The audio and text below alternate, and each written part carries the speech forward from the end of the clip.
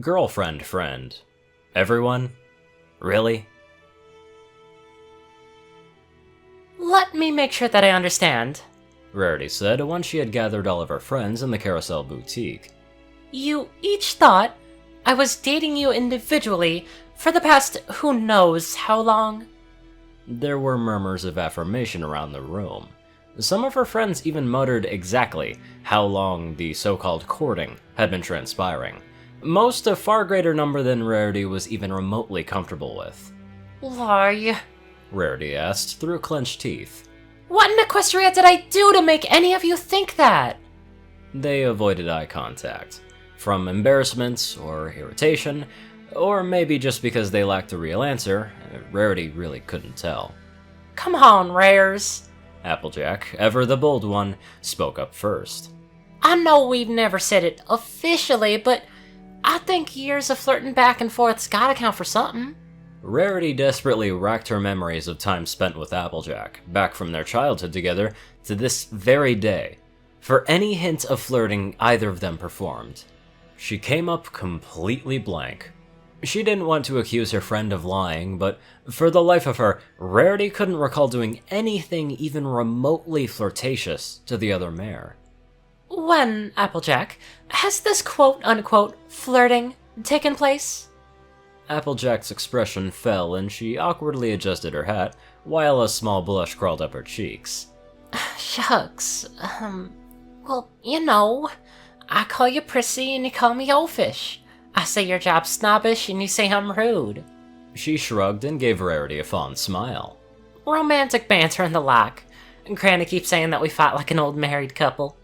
Rarity gaped at the Earth Pony. She felt like everything in the universe simultaneously made sense and had been put through a blender. You have been insulting me and my business for years, decades, because you thought it was romantic banter? Applejack's face twisted into something not quite a scowl, and not quite a pout either. Well, if you didn't think it was flirting, then why'd you do it back? She crossed one leg in front of the other and looked away. That's real rude of you, Rarity. Rarity had to bite her tongue to stop herself from screaming, but she could not stop the twitching of her eye. Applejack, don't be ridiculous!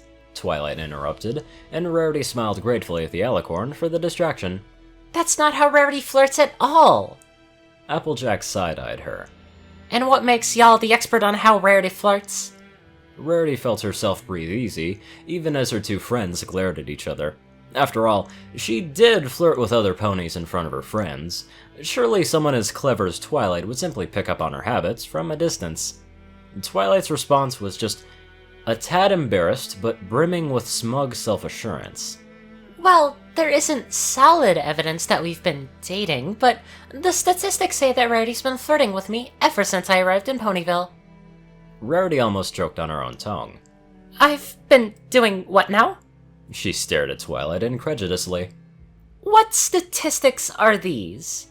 Twilight blushed, but unlike Applejack's, this one seemed to be tinged with a hint of shame. I'm not sure exactly the instance, but apparently it's been happening on and off for years now. It's been a, relative secret, but all the signs are there. Rarity and the rest of the ponies in the room stared at Twilight blankly. Apparently. Apparent to whom? Rarity echoed, feeling more confused than she ever had a few moments ago.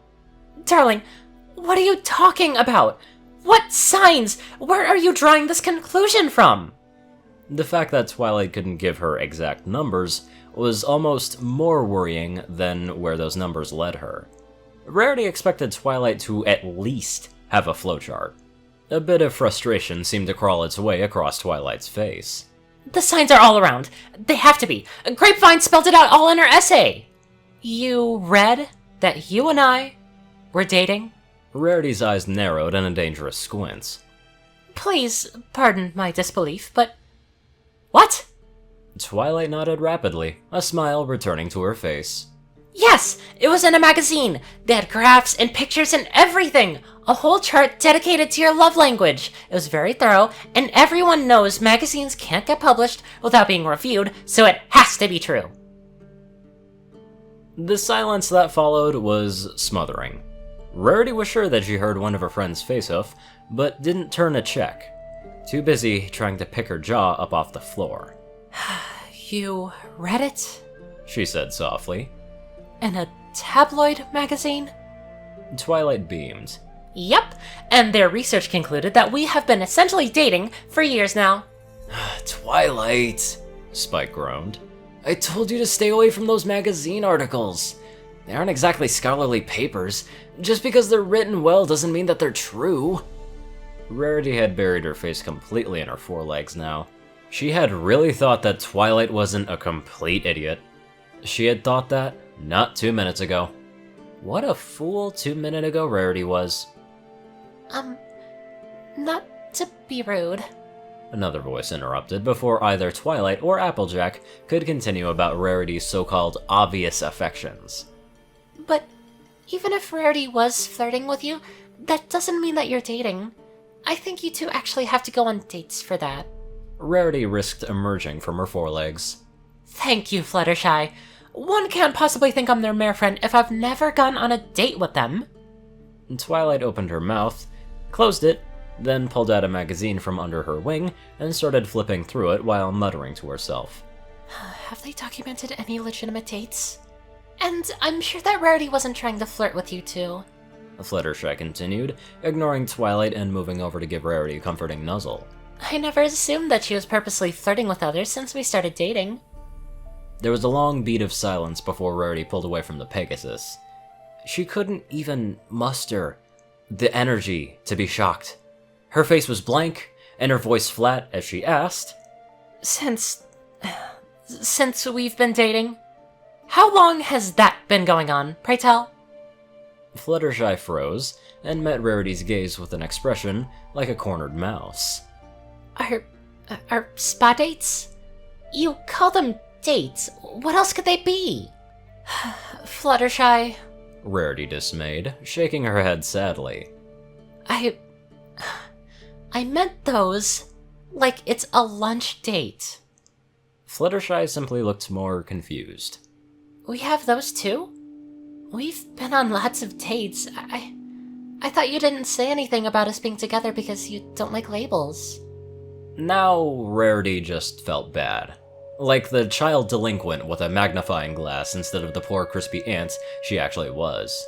No, darling. I'm truly sorry for the misunderstanding on this, because this one actually makes sense. She glared at Twilight and Applejack, who both averted their gazes. But those were outings as friends. Just friends. We simply have similar interests, and I needed some pony to regularly go to the spa with. It was never supposed to come across as romantic. Oh. Fluttershy shrunk into herself, sounding thoroughly embarrassed. So, we aren't courting? No. Rarity said, as comforting but with no room for argument as she could. No, we are not. Sorry, Shy. Rarity spoke up from where she hovered above the group. A real date with Rarity is way more personal and private. She goes to the spa all the time. The Pegasus chuckled and then winked at Rarity. A date is something just the two of you do. Rarity chewed on her lip, and moving away from Fluttershy, turned her full attention to Rainbow. I am, hopefully, falsely, assuming that you also think that we are dating each other. Dash's easy smile grew strained, and the next chuckle was nervous. Well, duh! Come on, Rares, you know what I'm talking about. Rarity brought her front hooves together, and took a deep breath. Are you perhaps referring to the times when we close the blinds and talk about our mutual interests in sports and fashion? Rainbow's blue face turned red, and she coughed into her hoof. Wow, he's just gonna say that out in front of everyone? I thought that was private, just the two of us, you know? Rainbow, darling, we started those sessions so you could express your femininity, and I could discuss my enjoyment of hoofball away from prying eyes and judging ears. Rarity's eye twitched, and she threw her hooves in the air. For pony's sake, we even had a talk about how it didn't mean anything the first half a dozen times we did it. Yeah? Rainbow said, her grin slipping into a pout. It didn't mean anything to my image. Trying on makeup with you doesn't mean I'm still not the toughest and coolest pony around. Her face scrunched up in confusion, though. Wait, so you didn't see anything romantic about it? You literally just wanted to talk about Hoofball? Rarity felt a growl rising in her throat. Yes, in private. I simply wanted to discuss it with someone who would understand. I didn't want anyone else to know about that little guilty pleasure of mine. Rainbow gave her a confused look that bordered on disgusted. You are so weird. Well, I'm definitely totally dating Rarity, Pinky declared before Rarity could figure out a way to reach the hovering Pegasus and strangle her. I mean, we sleep together, and every pony tells me that's what you do with your special sun pony. Instantly, 5 heads whipped to stare at Rarity at the alabaster unicorn burning bright red. But Pinky! Rarity stuttered, trying to avoid swallowing her own tongue. You sneaking into my house and cuddling me in the middle of the night, which I have requested you to stop doing, may I add, is not the same as us sleeping together! Pinky, for her part, looked genuinely confused. It's not? Then what does sleeping together even mean? Rarity desperately searched her friends' faces for help. Each and every one of them avoided eye contact as, finally, they seemed just as uncomfortable with the situation as she was. Realizing that she was on her own to deal with this, Rarity reached out and cupped Pinky's face with her hooves, fighting the temptation to just shake her until sense returned to the world. Pinky, sweet darling child, I am not explaining this to you. Ever. Pinky's face twisted into a frown. That's what every pony always says! How am I ever gonna have a special sun pony if no one will tell me what that means? Rarity wasn't dealing with this right now. She simply wasn't. Well, that sounds like a you problem, dear. Pinky harumphed and crossed her hooves as Rarity let her go and turned to face the rest of her friends. Listen, everyone, I have an announcement. Rarity declared, dramatically throwing a hoof over her face and squeezing her eyes shut. I do not, and never have had, romantic feelings for a single soul in this room. I have done nothing in my knowledge to lead you onto these conclusions, and anything I have done subconsciously, I apologize for. You are all my very best friends, and I love you very much.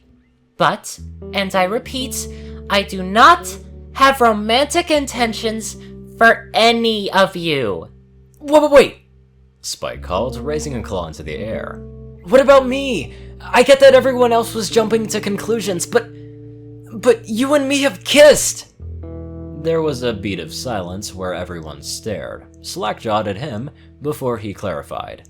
And, like, actual lip-locked romantic kissing, not whatever anti-innuendo Pinky thinks it means. I know what kissing is!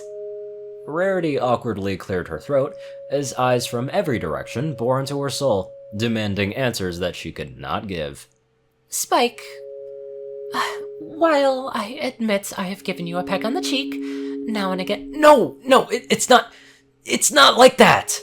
Spike insisted, a blush crawling its way up his scales. I'm not dumb enough to think those meant anything by themselves. I'm talking about, 3 days ago? You know, when you met me behind the boutique and made out? Rarity stared at him blankly. This was, ironically, the only part of this conversation she wasn't deathly mortified by. Darling, I'm sorry, but I have no idea what you're talking about. I was in Canterlot all weekend to go over some business models with Sassy Saddles.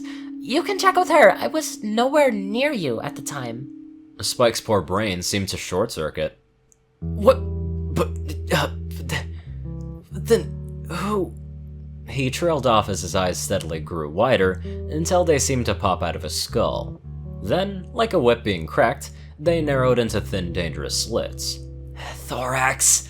Thorax, this isn't what I meant!